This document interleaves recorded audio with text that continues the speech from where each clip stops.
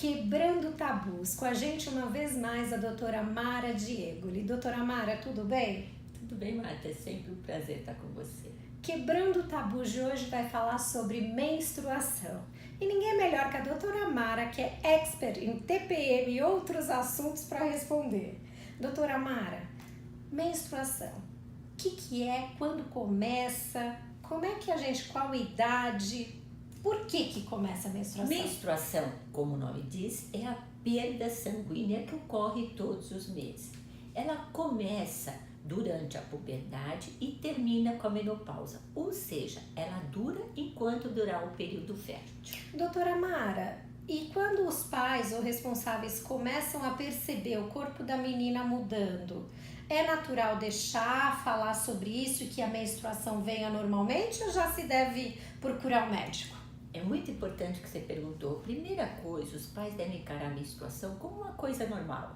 Deve falar parabéns, você ficou mocinha e a vida segue. Agora, se a menstruação não aparecer até os 16 anos, tem que investigar. Mas antes da menstruação aparecer, 2 anos antes, começam a desenvolver as mamas, ou seja, começam a aparecer os caracteres sexuais secundários. Então, o desenvolvimento das mamas ou os pelos púbicos deve aparecer por volta dos 9, 10 anos. Se eles não aparecerem até os 12, 14 anos, deve também procurar um ginecologista. Doutora Mara, uma pergunta que é até meio tabu. Muitos pais acham que ou dizem que assim que a menstruação vem, a menina para de crescer.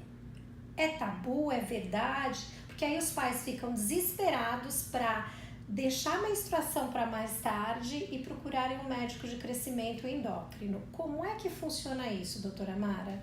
Se a menstruação aparecer antes dos 9 anos, é verdade que falou. Por quê? Porque o estrogênio vai agir na epífise dos ossos e vai bloquear o crescimento.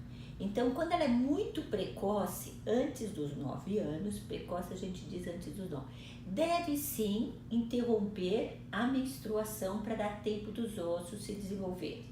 Agora, se a menstruação apareceu por volta dos 12, 13, 14, aí não tem problema. É normal acontecer e continuar o espirão pubertário, ou seja, a fase de crescimento pode continuar um ano mais ou menos antes e alguns anos depois. Ah, interessante. E doutora Mara, outra coisa, nesse início, a menstruação ela pode ser irregular? Pode. É muito frequente nos 2 primeiros anos que se segue a primeira menstruação. Primeira menstruação se chama menarca. Então, nos 2 primeiros anos que se segue a menarca, ocorrer irregularidade menstrual. Por quê? Porque a menina não está ovulando. Então, neste período, a menstruação pode vir a cada 2, 3 meses ou pode vir mais frequentemente. Se ela vier mais frequentemente, pode ter hemorragia e precisa tratar. Se espaçar, não tem nada a ser feito, é só observar por 2 anos e depois, se necessário, tratar. E essa hemorragia, se é muito, doutora Mara, pode causar anemia ou desmaios? Importantíssimo.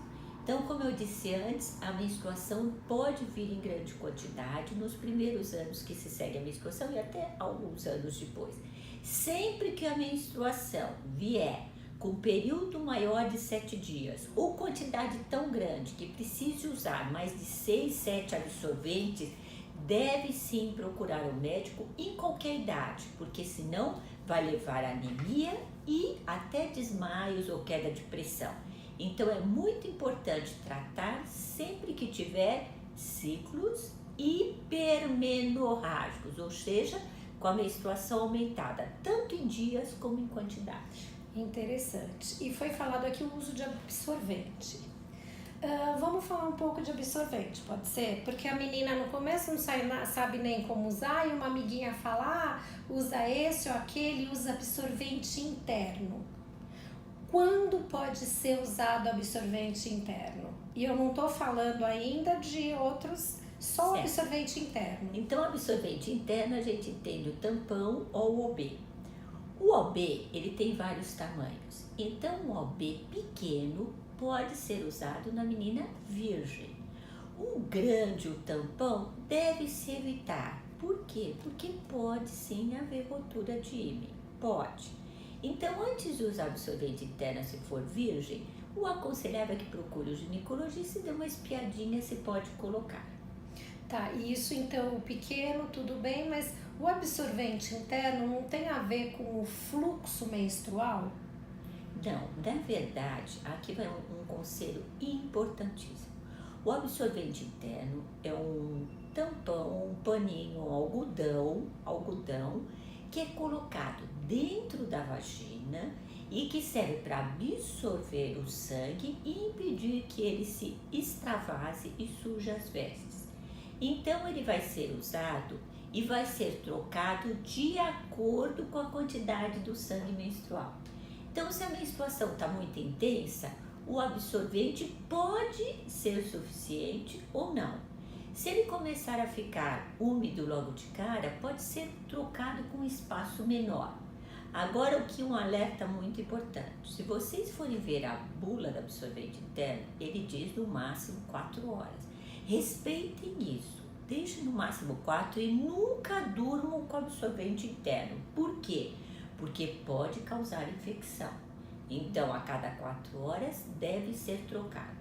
Tá, então o absorvente, o pequeno, sempre é melhor consultar o médico antes, mas para as meninas que são virgem, não tem a ruptura do ímen. Se for pequeno, TIM, como eles chamam, pode ser usado sim. Outra coisa, doutora Mara, hoje está falando muito desse que é uma proposta com relação à biodiversidade, que é o coletor vaginal para menstruação. O que é isso? Como funciona? Ele é bom? Ele não é bom? Explica um pouquinho disso, doutora Mara. Para nós, ginecologistas, é uma péssima ideia. Para os ambientalistas, eles dizem, não, nós vamos poupar a natureza. Mas para o ginecologista é uma invenção que vem voltar ao passado e aumente muito os riscos de infecção. Por quê? O que ele é? Ele é um copinho que é colocado na vagina e segundo, olha o absurdo da bula, segundo a bula pode ficar até 10 horas, 12 horas na vagina e ainda a bula diz que a vagina é estéril e que não contém bactérias, por isso aquele sangue que vai ficar retido na vagina por esse período não vai causar infecção. Não precisa nem ser médico para entender que é claro que se você deixa um sangue parado, você deixa uma água parada, vai proliferar bactéria. Agora imagina você deixar esse sangue parado dentro da vagina por 2, 3, 4, 10 horas. Isso é o maior absurdo que tem. O mais grave, a menina não vai saber, ou a mulher não vai perceber que tem uma infecção dentro dela, porque as infecções podem ser inaparentes e a bactéria vai proliferar, vai entrar no endométrio, na camada interna do útero, vai passar para as trompas e ela vai ficar estéril sem saber. Então, no futuro, nós teremos um grande número de mulheres inférteis, estéreis e nem vão associar com o uso do coletor vaginal. Então, se você usa o coletor, avise suas amiguinhas que o risco de infecção é grande. Não façam isso com vocês mesmas, que é a mesma coisa que usar uma seringa contaminada. Você está levando para dentro de você a infecção e futuramente a infertilidade. Uau, isso é um alerta, gente, porque a doutora Mara é expert e tem essa preocupação sim com a saúde de nós mulheres. Então pense bem, por mais que seja moda, por mais que a mídia diz isso ou aquilo, veja as razões que você vai usar isso e as consequências. Isso é muito importante, Muito. Doutora Mara, obrigada. E importante que a bula mente em tudo, não acreditem na bula. Falar em não acreditar, tem 2 perguntas. Eu vou deixar uma pergunta aí mais para o final, mas agora tem outra, que é fato ou fake. A menstruação, ela pode diminuir para aquelas pessoas que fazem muito esportes ou tomam hormônios para ficar mais marombadas? Ela pode diminuir ou ficar irregular? Antigamente, essa pergunta tem muito a ver, porque as mulheres que fazem muito esporte, muito, gente, eu digo 9, 8 horas, bastante, mas não é 2 horas por dia. Aquelas treinadoras profissionais que treinam para maratonas e outras coisas. A menstruação pode sim bloquear, ser bloqueada, ou seja, espontaneamente ela pode parar de menstruar. Então, é frequente para quem faz muito exercício, principalmente as bailarinas, porque as bailarinas, isso foi descrito na verdade com as bailarinas elas precisam ser magras e fazer muito esporte. Então, as bailarinas profissionais, por serem magras, elas podem sim entrar em amenorreia, porque na verdade a gordura retém o estrogênio e a mulher mais magra pode bloquear, não reter o estrogênio e entrar em amenorreia.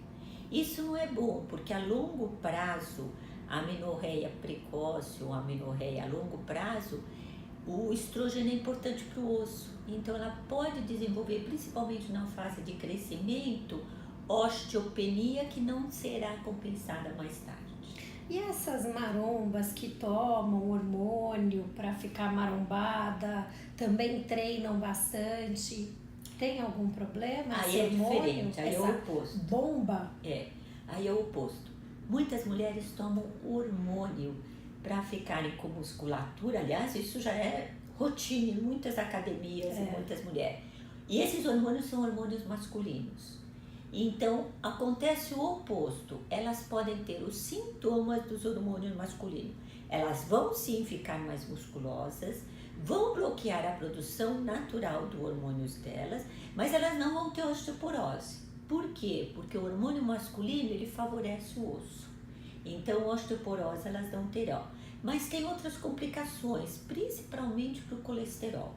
Então, se você está tomando hormônio, preste atenção em duas coisas. Faça os exames periódicos do fígado, porque acomete o fígado e pode lesar o fígado. E faça exames periódicos para ver o teu colesterol, porque ele mexe com o colesterol. E pode ser que no futuro elas tenham problemas para engravidar?